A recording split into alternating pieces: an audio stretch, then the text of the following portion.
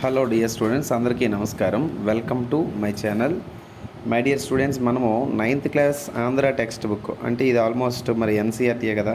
ఎందుకంటే మీరు చూడొచ్చు ఇక్కడ ఎన్సీఆర్టీ లేబుల్తో కూడా ఉంది. ఓకేనా, రైట్. మరి ఎన్సీఆర్టీ కాబట్టి 9th క్లాస్ బయాలజీలో మనకి కణం అని పిలుస్తున్నటువంటి ఒక పాఠం ఉంది, మీకు తెలిసిందే. దాన్ని సెల్ అంటారు. ఇందులో మనకి చాలా ఇంపార్టెంట్ కాన్సెప్ట్లు ఉన్నాయి మనం తెలుసుకోవాల్సినవి. ఓకేనా, అంటే డైరెక్ట్గా రైల్వేలో చాలా బిట్స్ అడగడం జరిగింది ఈ కణం అని పిలుస్తున్న టాపిక్ నుంచి. అది కూడా 9th ఎన్సీఆర్టీ నుంచి చాలా ఎక్కువ ప్రశ్నలు అడగడం జరిగింది గతంలో. ఒకసారి మనం అందులో ఒక ఇంపార్టెంట్ టాపిక్ని మనం డిస్కస్ చేసే ప్రయత్నం చేద్దాం. ఓకేనా, రైట్. 9thలోని మనకి ఇక్కడ మైటోకాండ్రియా అని చెప్పేసి మనకి ఒక ఏరియా ఉందండి, మైటోకాండ్రియా. చూడండి దీని గురించి.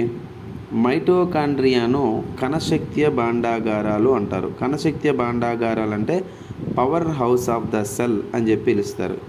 అయితే ఈ మైటోకాండ్రియా అనేది 2 త్వచాలతో కప్పబడి ఉంటాయి. 2 త్వచాలు అంటే ఏంటి? 2 మెంబ్రెన్స్తో కప్పబడి ఉంటాయి. It is surrounded with the 2 membranes.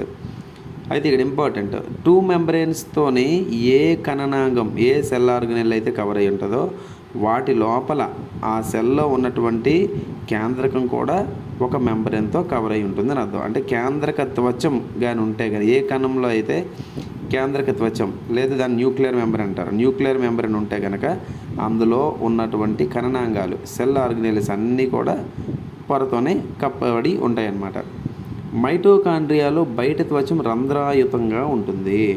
మరి మైటోకాండ్రియాలో 2 మెంబ్రెన్స్ ఉంటాయి కదా, outer membrane, inner membrane. Outer membrane ఏంటంటే పోరస్ నేచర్ కలిగి ఉంటుంది, రంధ్రయుతంగా. అంటే కాస్త రంధ్రాలు ఉంటాయి అన్నమాట. ఎందుకు? ట్రాన్స్ఫర్ ఆఫ్ మెటీరియల్స్, ఆ పదార్థాల రవాణాకు ఉపయోగపడతాయి. లోపల త్వచం లోతుగా ముడతపడి ఉంటుంది. లోపల త్వచం ఎలా ఉంటుందండి? లోపల త్వచం అనేది ముడతపడి, ఓకేనా, మడతలు కనిపిస్తుంది. ఉదాహరణగా నేను ఇక్కడ మైటోకాండ్రియా డయాగ్రామ్ వేద్దాం. చూడండి ఇక్కడ మైటోకాండ్రియా అనేది మనకి ఇలా కనిపిస్తుంది, ఒక అండాకారం లాగా. ఇది బయట త్వచం, దీని లోపల ఇలా మడతల్లా ఉంటాయి. ఓకేనా, ఈ మడతల్లో ఉన్నటువంటి వాటిని ఏమంటారంటే క్రిస్టే అని చెప్పి అంటారు. దీని లోపల ద్రవరూప పదార్థం ఉంటుంది. ఈ ద్రవరూప పదార్థాన్ని ఏమంటారంటే మ్యాట్రిక్స్ లేదా మాత్రిక అని చెప్పి పిలుస్తారు. ఓకేనమ్మా, రైట్. మరి ఇటు వద్దాం. ఓకే, లోపల త్వచం లోతుగా ముడతపడి ఉంటుంది. ఈ ముడతలు ఏటీపీ ఉత్పాదక రసాయన చర్యల కోసం ఉపరితల వైశాల్యాన్ని అధికం చేస్తాయి.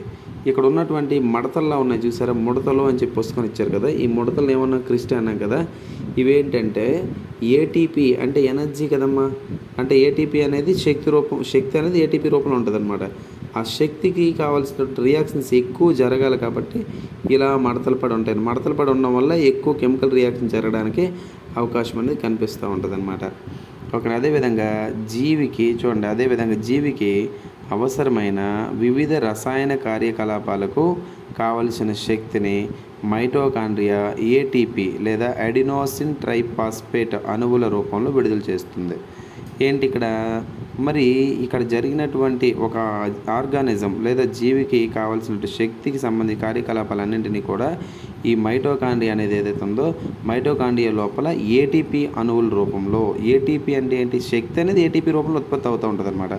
ఏటీపీ మాలిక్యూల్స్ రూపంలో విడుదల అవుతూ ఉంటుంది. ఇలా విడుదల చేసేది ఏది? మైటోకాండ్రియా. అందుకే మైటోకాండ్రియా శక్తి విడుదల చేస్తుంది కాబట్టి మనం ఏమంటాం? కణశక్తి భాండాగారము లేదా మనము power house of the cell అంటారు. ఏటీపీని కణం యొక్క శక్తి నగదు. చూడమ్మా, ఇక్కడ మైటోకాండ్రియాని power house of the cell అంటారు. ఏటీపీని ఏమంటారు? సెల్ కరెన్సీ లేదా ఎనర్జీ కరెన్సీ లేదా శక్తి నగదు అని చెప్పి పిలుస్తారు. కొత్త రసాయన సమ్మేళనాలను తయారు చేయడానికి, అంటే కొత్త కెమికల్ కాంపౌండ్స్ని తయారు చేయడానికి, అదేవిధంగా యాంత్రిక పని కోసం శరీరం మెకానికల్గా పనిచేయాలంటే శరీరం ఏటీపీలో నిల్వ చేయబడిన శక్తిని ఉపయోగించుకుంటుంది. మన బాడీ ఏం చేస్తుందంటే ఏటీపీ రూపంలో నిల్వ ఉన్నటువంటి శక్తి ఎక్కడ నిల్వ ఉంటుంది? మైటోకాండ్రియాలో. అది ఉపయోగపడుతూ ఉంటుంది. ఇంకొకటి మోస్ట్ ఇంపార్టెంట్ మీకు ఎక్స్పెక్టెడ్ బిట్ కూడా, మైటోకాండ్రియాలు ఏవైతే ఉన్నాయో మైటోకాండ్రియా లోపల ప్రత్యేకమైన కణనాంగాలు అంటే స్పెసిఫిక్ సెల్ ఆర్గనెల్స్ అనేవి ఉంటాయన్నమాట, లేదా స్ట్రేంజ్ ఆర్గనెల్స్ అంటారు. ఏంటో తెలుసా? వాటిలో మైటోకాండ్రియాలో సొంత డిఎన్ఏ ఉంటుంది మరియు రైబోజోమ్లు కలిగి ఉంటుంది. మోస్ట్ ఇంపార్టెంట్, సొంత డిఎన్ఏ మరియు రైబోజోమ్లు కలిగి ఉన్నటువంటిది ఏదంటే మైటోకాండ్రియా.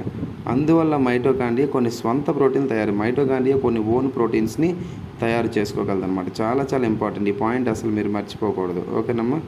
తర్వాత మనకి ప్లాస్టిడ్స్ అంటారు. ఇగోండి ప్లాస్టిడ్స్ గురించి ఇక్కడ మెన్షన్ చేయడం జరిగింది.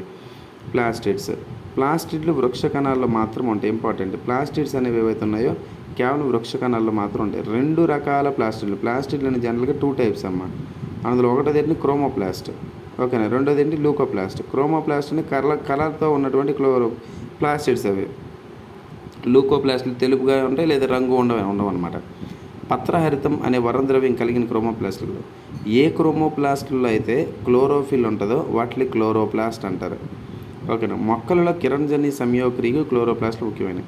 మొక్కల్లోని ఫోటోసిన్థసిస్ జరగడానికి క్లోరోప్లాస్ట్లు చాలా అవసరం అన్నమాట. ఈ క్లోరోప్లాస్ట్ అనేది ఏదైతుందో ఇందులో క్లోరోఫిల్ ఉంటుంది. క్లోరోఫిల్తో పాటు పత్రహరితం ఉంటుందండి. దాని పాటు వివిధ పసుపు, నారింజ వర్ణకాలు అంటే yellow colour, orange colour pigments అనేవి ఇందులో మనకు కనిపిస్తూ ఉంటాయి. అందులో మనకి ప్లాస్టిడ్స్లో ప్రాథమిక అన్నాంగాలు లూకోప్లాస్ట్లు very very very very important. అయితే లూకోప్లాస్ట్ అని చెప్పి మనం చదువుకున్నాం కదా ఇక్కడ. లూకోప్లాస్ట్ ఇగోండి ఇక్కడ చదువుకున్నాం కదా లూకోప్లాస్ట్ అనేది ఏదైతుందో చూడండి. లూకోప్లాస్ట్లో పిండి పదార్థాలు అంటే మనం ఏమని చెప్తామండి, లూకోప్లాస్ట్ అనేది ఏదైతే ఉందో ఇవి పిండి పదార్థాలు నిల్వ చేస్తుంటాయి. అంటే స్టార్చ్, అదేవిధంగా నూనెలు, ఆయిల్స్, ప్రోటీన్ గ్రాన్యూల్స్కి సంబంధించి ఇవన్నీ కూడా ప్రోటీన్ రేణువులు అన్నీ కూడా నిల్వ చేయబడతాయి అందులో లూకోప్లాస్ట్లో.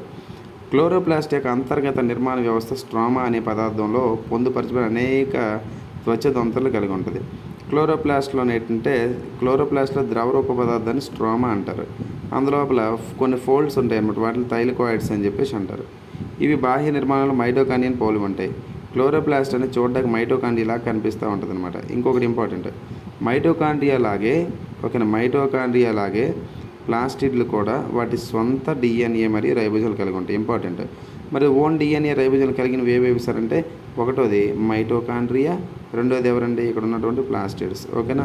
ఇవి చాలా చాలా ఇంపార్టెంట్, మీరు బాగా గుర్తుపెట్టుకోవాలి, ఓకేనమ్మా.